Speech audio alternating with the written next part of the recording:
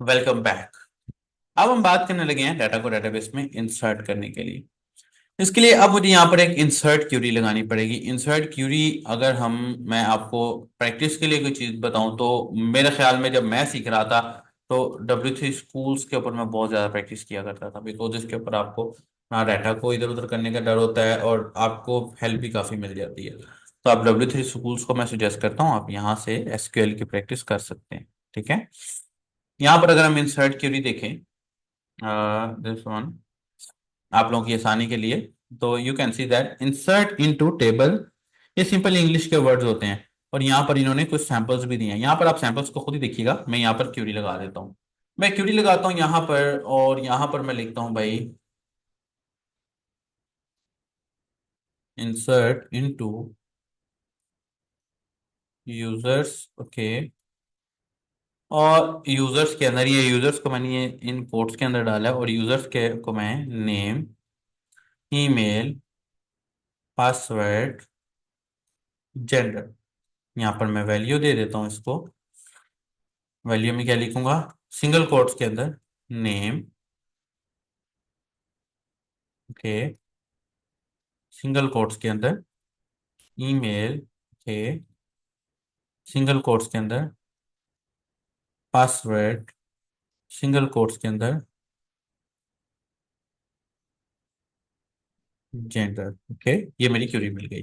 अब अगर इस क्यूरी को मैं चेक करना चाहता हूँ तो मैं वेरिएबल डंप भी करवा सकता हूँ। वेरिएबल डंप बेसिकली टेस्टिंग के लिए इस्तेमाल होता है। मैं वेरिएबल की क्यूरी लिखता हूँ, यू कैन सी दैट, कि ये देखिए ये मेरी क्यूरी। ये देखिए ये आई छोटा है, मुझे पता लग गया है, मैंने यहाँ पर आई को इसको कैपिटल कर लिया, चलेगा तो ये ठीक।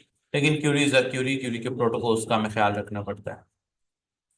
उसके बाद यहाँ पर मैं नेक्स्ट लिखता हूँ माई एसक्यूएल आई क्यूरी। ये क्यूरी क्या क्या करेगा, ये मुझे रन करके दे देगा। ठीक है, और डाई, ये डाई क्या करता है, आपके प्रोग्राम को रोक देता है। ठीक है, मैं यहाँ पर लिखता हूँ जी डाई कांट रन क्यूरी। अगर कोई एरर आ जाए तो एरर बता देगा। और मैं आसानी के लिए अपने पास MySQLi और एरर एक फंक्शन होता है जो कि मुझे अगर कोई एरर आ जाए तो उसको एक्सप्लेन कर देता है। यहाँ पर पहला पैरामीटर क्यूरी है, कनेक्शन है, और दूसरा पैरामीटर क्यूरी है। मैं इसको यहाँ पर रिफ्रेश कर देता हूँ, कोई एरर नहीं आया।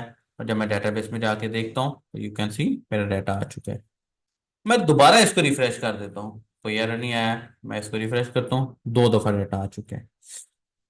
अब यहां पर ये देखिए 1 और 2, यहां पर मेरा नाम सेम है। ये आईडी इस वजह से हमने लगाया बिकॉज अगर बाद का डेटाबेस में दो सेम नाम जैसे पर्सन आ भी जाएं तो आईडी से हम इसको डिफरेंशिएट कर सके, जैसे हम क्लासेस में रोल नंबर देते हैं अपने स्कूल क्लासेस में। ठीक है, और अभी एक यहाँ पर और मसला आ गया कि भाई दो ईमेल्स एक जैसी कैसे आ गई फेसबुक पे, तो एक जैसी ईमेल से अकाउंट ही नहीं बनता है। इसको हम नेक्स्ट लेक्चर में देखेंगे। मैं यहाँ पर हेडर में आता हूँ और हेडर में आके मैं यहाँ पर लोकेशन डाल देता हूँ इसकी,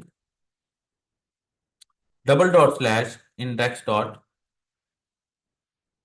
ओके, अब होगा क्या, डबल डॉट का मतलब प्रोसेस इस फोल्डर से बाहर निकल जाए और इंडेक्स पर चला जाए। ठीक है, अब मैं इसको अगेन रिफ्रेश करता हूँ, ये मेरा लॉगिन पेज के ऊपर आ गया एंड यू कैन सी मेरा डाटा एक दफा फिर से एंटर हो गया होगा।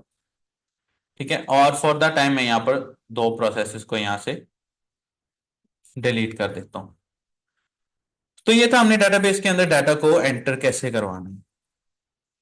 बाकी अगर आपका कोई क्वेश्चन है तो आप कमेंट में लाजमी पूछिएगा। मिलते हैं हमारे अपकमिंग लेक्चर्स के अंदर। और ये कोर्स बहुत अच्छा जाने वाला है। 60 डेज चैलेंज ये है और उसके फौरी बाद 30 डेज चैलेंज हम एक और लेके आएंगे जिसके अंदर लारावेल और रिएक्ट को इस्तेमाल करते हुए एक एडवांस लेवल की साइट बनेगी। तो चैनल को सब्सक्राइब करना ना भूलिएगा और बेल आइकन को दबा दीजिएगा ताकि आपको अपडेट्स मिलते रहें। और अपना बहुत सारा ख्याल रखिएगा, दुआ में याद रखिएगा। God bless you and good bye.